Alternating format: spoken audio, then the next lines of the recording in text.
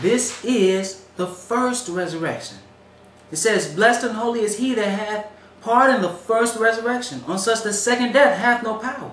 But they shall be priests of God and of Christ, and shall reign with him 1,000 years. Okay? So they're going to reign with him 1,000 years. The Satan's going to be loosed for a little season. It tells you that he's going to deceive the nations of Gog and Magog, and they're going to try to attack Jerusalem, and the Lord's going to destroy them. And then that's at the end of that 1,000-year millennium period, and then something else takes place. Okay? You can read about how Satan deceives Gog and Magog in Revelation 20, verses 7 through 10. Okay? But let's go to verse 11, because I'm not dealing with that right now. But verse 11, and I saw a great white throne, and him that sat on it, from whose face the earth and the heaven fled away, and there was found no place for them. And I saw the dead, small and great, stand before God, and the books were opened. And another book was opened, which is the book of life. And the dead were judged out of those things which were written in the books, according to their works. Brothers and sisters, we are going to be judged by what we do. Okay? You need to take that into consideration. Okay? We are going. That's why Solomon said, always keep your garments white, because we are going to be judged according to what we do. Verse 13, and the sea gave up the dead which were in it, and death and hell delivered up the dead which were in them. And they were judged every man according to their works. And death and hell were cast into the lake of fire. This is the second death. Just like there's a second resurrection, there's a second death. Okay, and that second death is none other than the lake of fire. Okay, and there has to be some criteria to determine who needs to go where. Okay, and it is by God's law. Okay, we need God's law and we need to have faith in Jesus. They both go together. Okay, if you keep his laws, you believe in Jesus, he'll bring you the rest of the way. So we can be a part of that righteous resurrection. Okay, and whosoever was not found written in the book of life was cast into the lake of fire. Again, that's that second death. There's no getting out of it. I've even heard ministers say that the lake of fire is not eternal.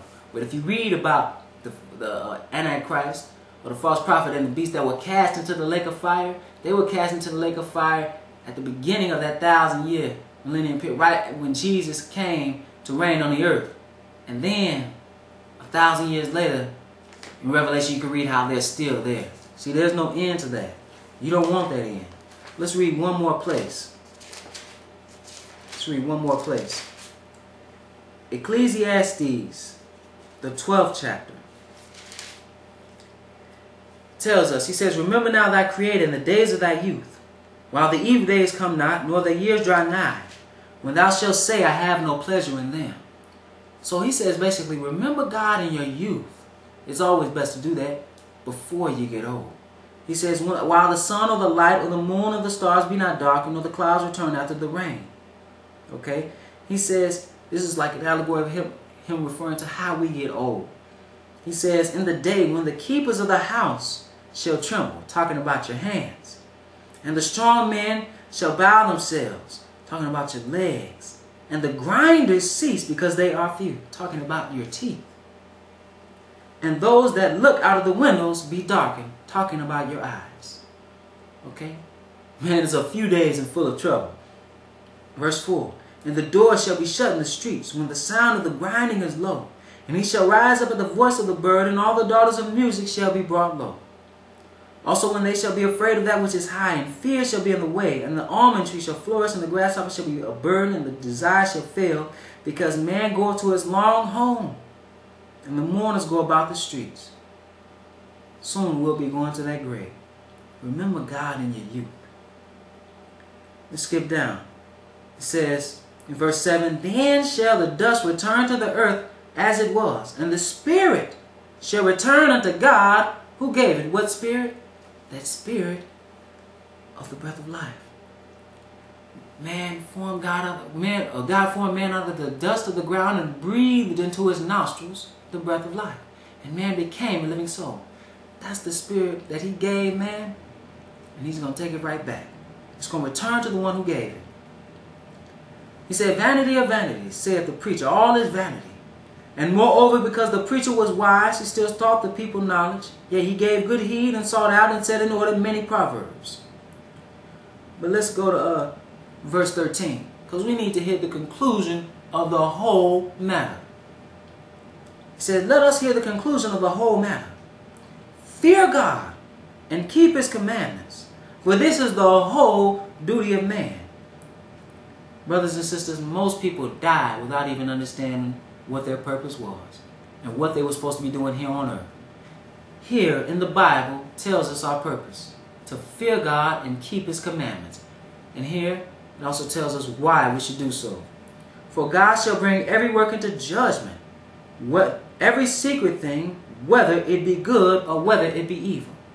We read in Revelation how we're going to be judged according to our works. So brothers and sisters, as Solomon said, always keep your garments white. Okay? Always strive to do what's right. Always strive, if you want life, to keep the commandments, because we're all going to die. But God, Jesus Christ, has the keys to death. And he can deliver us from death. He can deliver us from our wretched condition into a glorious condition, to take this terrestrial, frail body and give us a celestial body. Okay? We want to be in that resurrection. And the only way we're going to be in the resurrection of the righteous and come with him, to be a part of the saints that come with him, is if we are obedient to his word. Again, you have to be obedient to his laws, statutes, and commandments. And you also have to have faith in Jesus. I want to thank you for your time.